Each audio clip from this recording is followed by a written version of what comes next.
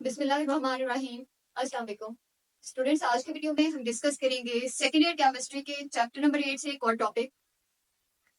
Chapter number 8 के मुख्तलिफ topics हम डिस्कस कर चुके हैं। सबसे पहले हमने अल्केन्स को डिस्कस किया कंप्लीट, और फिर अल्कीन्स को स्टार्ट किया हुआ है।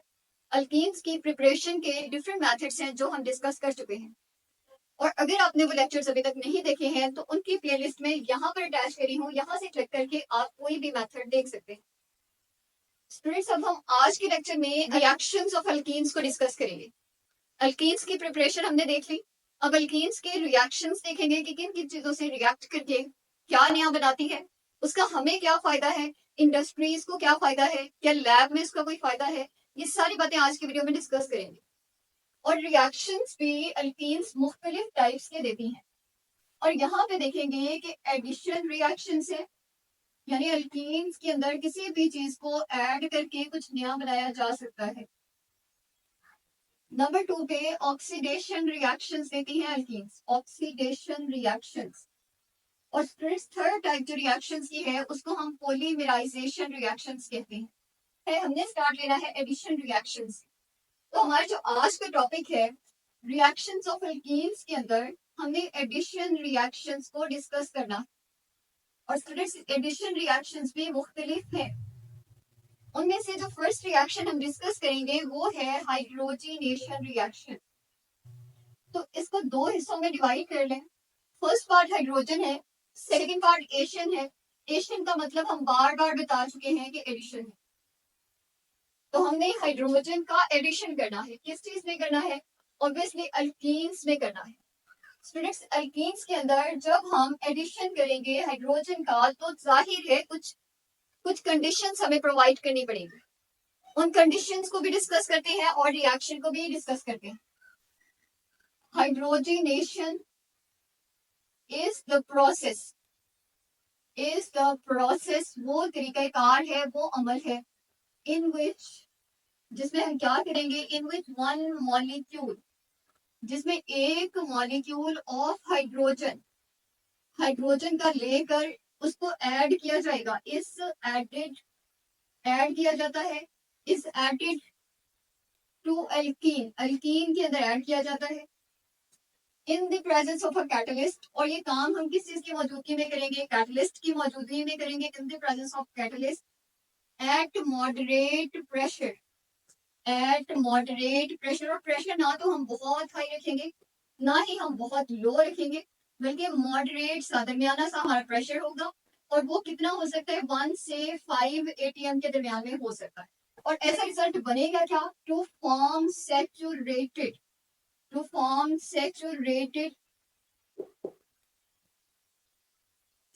हाइड्रोकार्बन। सैचुरेटेड हाइड्रोकार्बन से मुराद है वो कंपाउंड बनेगा जिसके अंदर तमाम जो बॉन्ड्स होंगे वो सिंगल बॉन्ड्स होंगे। और हम अल्कीन्स की बात करें, अल्कीन्स के अंदर हमें पता है कि डबल बॉन्ड पाए जाते हैं, तो हमने डबल बॉन्ड से सिंगल बॉन्ड में कन्वर्जन करनी है। कैटलिस्ट की हमें जरूरत होगी, प्रेशर हमें प्रोवाइड करना पड़ेगा, और इस पूरे रिएक्शन को हम हाइड्रोजनेशन कहते हैं।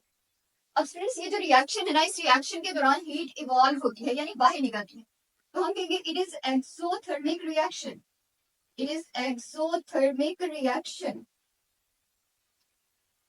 रिएक्शन किस टाइप का है? एक्सोथर्मिक है। द अमाउंट ऑफ हीट, कहते हीट की वो अमाउंट, वो मिकदार, the amount of heat evolve, जो खारिज होती है when one mole of alkene is hydrogenated, जब हम एक मोल लें अल्कीन का, उसकी हाइड्रोजिनेशन करवा दें, उससे खारिज होने वाली हीट को क्या कहा जाता है? इज कॉल्ड, उसको कहा जाता है molar heat of hydrogenation. Molar heat of hydrogenation कहलाती है। मोलर हीट ऑफ हाइड्रोजिनेशन कहते हैं, या फिर इसको सिर्फ हीट ऑफ हाइड्रोजिनेशन भी कहते हैं। स्टूडेंट्स, इसके अलावा ना हमें बताएगा कि जब भी हम किसी भी अल्केन की हाइड्रोजनेशन करवाते हैं, सपोज मेरे पास ये अल्कीन है जिसके अंदर सिर्फ एक ही डबल बॉन्ड था, इसकी हाइड्रोजनेशन करवाई तो इससे खारिज होने वाली जो एनर्जी है, जो हीट है, उसकी अमाउंट कितनी है? लेकिन अगर मैं कोई ऐसा कंपाउंड ले लूंगी जिसमें दो डबल बॉन्ड्स हैं, तो फिर ये जो अमाउंट है ये डबल हो जाएगी।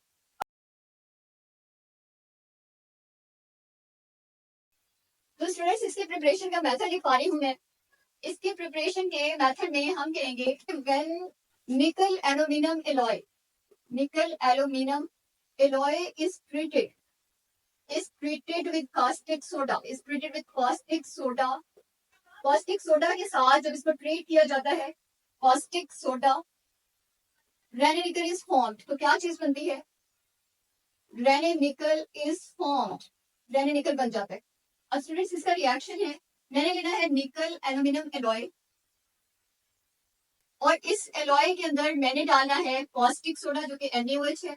इसके साथ साथ मैंने यहाँ डाला है वाटर।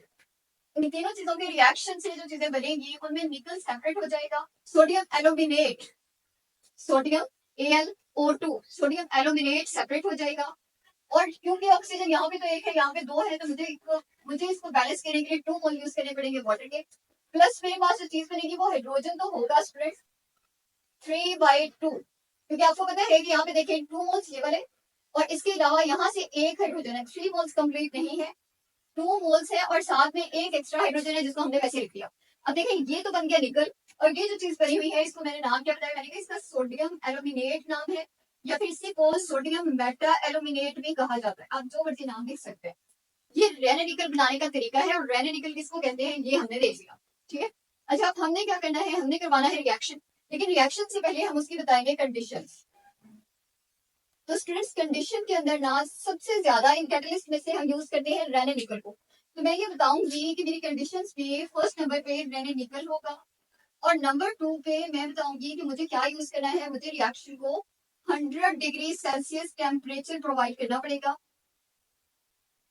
और इसी के साथ जो मैं प्रेशर दूंगी वो 3 atm प्रेशर होगा। ये तीनों कंडीशंस प्रोवाइड करने से मेरे पास जो है वो हाइड्रोजनेशन हो जाएगी। और अब हम रिएक्शन देखते हैं, तो मैं आपको रिएक्शन लिखवा देती हूँ। अच्छा स्टूडेंट्स आपकी बुक में ना 2 रिएक्शन दिए हैं, एक जनरल और दूसरा स्पेसिफिक, तो हम स्पेसिफिक रिएक्शन लिख रहे हैं। अच्छा स्टूडेंट्स आपकी बुक ने ना ये कंपाउंड यूज किया है, इसका नाम है 3-methyl 1-butene, 3-methyl 1-butene, इस कंपाउंड का यूज किया। इस कंपाउंड के अंदर उसने हाइड्रोजन डाला। कंडीशंस आपको पता है, रेने निकल और 3 atm pressure 100 degree Celsius temperature provide करना है हमने। एज ए रिजल्ट यहाँ से हाइड्रोजन, एक हाइड्रोजन यहाँ ऐड हो जाएगा और दूसरा यहाँ हो जाएगा। तो हमारा जो कंपाउंड बनेगा वो मैं यहाँ आपको लिखकर दिखाती हूँ। ये CH3 एज इट इज आ जाएगा, ये वाला जो CH है ये भी एज इट इज आ जाएगा। CH3 ब्रांच लगी है, ऊपर लगा ले नीचे लगा ले, आपकी अपनी चॉइस है। ये वाला जो CH था एक हाइड्रोजन ले लेगा और ये हो जाएगा CH2। ये जो CH2 था एक हाइड्रोजन ले लेगा और बन जाएगा CH3। अब देखिए हमने यही बताया था, हमने बताया था कि कंपाउंड बन जाएगा सैचुरेटेड। पहले ये अनसैचुरेटेड था, अब ये बन चुका है सैचुरेटेड। अब इसका नाम देखें, अब नाम में थोड़ी सी चेंजिंग आएगी। स्टूडेंट्स पहले ना हमने काउंटिंग इस तरफ से स्टार्ट करनी थी कार्बन की, क्योंकि ये डबल बॉन्ड की प्रायोरिटी ज्यादा होती है। अब डबल बॉन्ड तो है ही नहीं, तो नंबरिंग हम इस तरफ से स्टार्ट करेंगे कार्बन की। और ये सेकेंड कार्बन पे लगा हुआ है मेथल, तो मैं लिखूंगी 2-methyl, 4 कार्बन होने की वजह से नाम बन जाएगा ब्यूटेन, 2-methyl ब्यूटेन बन गया। या फिर इसी का एक दूसरा नाम है और इसी का दूसरा नाम है आइसोपेंटेन, आइसोपेंटेन। अब स्टूडेंट्स ये आइसोपेंटेन मैं क्यों कह रही हूँ, क्योंकि सेकेंड कार्बन पे अगर CH3 जैसे ब्रांच लगी हो तो हम आइसो का वर्ड यूज करते हैं और टोटल कार्बन को काउंट करें तो 5 बनते हैं, आइसोपेंटेन भी इसका नाम है। अब दोनों में से जो मर्जी नाम लिख लें, आपका नाम सही ही होगा। एक और रिएक्शन लिखती हूँ मैं स्टूडेंट्स, और वो है बेंजीन का रिएक्शन। कि बेंजीन की हमने हाइड्रोजनेशन करवाई। आपको पता है कि बेंजीन में 3 डबल बॉन्ड्स होते हैं, मैं आपको लिखकर दिखा देती हूँ। अल्टरनेटिव डबल बॉन्ड्स होते हैं, ये बेंजीन है। मुझे 3 हाइड्रोजन के मॉलिक्यूल्स डालने पड़ेंगे, वही निकल दूंगी, 3 atm प्रेशर टेम्परेचर दूंगी और प्रोडक्ट जो बनेगा उसमें डबल बॉन्ड्स के दोनों तरफ हाइड्रोजन लगते जाएंगे, एक यहाँ एक यहाँ, दूसरा यहाँ, तीसरा यहाँ, चौथा, पांचवा, छठा, 6 हाइड्रोजन लग जाएंगे, डबल बॉन्ड सारे खत्म हो जाएंगे और ये जो कंपाउंड बना, अब इसमें डबल बॉन्ड के ना होने की वजह से इसका नाम बन जाएगा साइक्लो। साइक्लिक तो है लेकिन कार्बन टोटल 6 है, तो साइक्लोहेक्स, सारे सिंगल बॉन्ड है तो एन, साइक्लोहेक्सेन इसका नाम बन जाएगा। और ये भी हमने हाइड्रोजनेशन से प्रोडक्ट बनाया। स्टूडेंट्स इसी रिएक्शन की हमने एप्लीकेशन देखनी है, क्योंकि वो भी इंपॉर्टेंट शॉर्ट क्वेश्चन है और वो भी आता है। तो अगर हम इसी रिएक्शन की इंपॉर्टेंस या फिर एप्लीकेशन देखना चाहते हैं तो उसको मैं यहाँ पे आपको लिखकर दिखा देती हूँ। तो स्टूडेंट्स यहाँ पे हम एप्लीकेशंस लिख रहे हैं, या आपने एंड में लिखनी है, स्पेस नहीं थी इसलिए मैंने यहाँ लिखवा दिया। एप्लीकेशंस के अंदर ना कहता है कि हाइड्रोजनेशन इज यूज्ड, इसको हम इस्तेमाल करते हैं, is used to convert, convert करने के लिए, is used to convert vegetable oil, सब्जियों का जो ऑयल है, तेल है, वेजिटेबल ऑयल इनटू बनस्पति घी। बनस्पति घी बनाने के लिए हम इस्तेमाल करते हैं बनस्पति घी, सही है। और इसका रिएक्शन आपके सामने लिखती हूँ। तो ये है वेजिटेबल ऑयल। वेजिटेबल ऑयल के अंदर हमने डाला हाइड्रोजन और हमने इसको कंडीशन दी, वही रहने निकलवा ली, और ये क्या बना देगा, बनस्पति घी बना देगा, बनस्पति घी। अच्छा, इन दोनों में डिफरेंस क्या है? डिफरेंस ये है, ये जो वेजिटेबल ऑयल है ना, ये होता है लिक्विड, लेकिन जो आपका बनस्पति घी है, ये आपको पता है सेमी सॉलिड सा होता है, कंप्लीटली सॉलिड नहीं होता, लेकिन सेमी सॉलिड होता है, थोड़ा सा थिक होता है। तो स्टूडेंट्स, एक तो ये एप्लीकेशन है। दूसरी ये है कि इसको हम इंडस्ट्रीज में भी यूज करते हैं। In industries it is used for synthetic या फिर फॉर सिंथेसिस के लिए ऑफ अल्केन्स, अल्केन्स की प्रिपरेशन के लिए, अल्केन्स की तैयारी के लिए, अल्केन्स की सिंथेसिस के लिए। तो ये दोनों इसकी एप्लीकेशंस है। यही हमारा आज का लेक्चर है। और स्टूडेंट्स, आपने चैनल को सब्सक्राइब कर लेना है ताकि आपको तमाम वीडियोस मिलती रहे। अल्लाह हाफिज।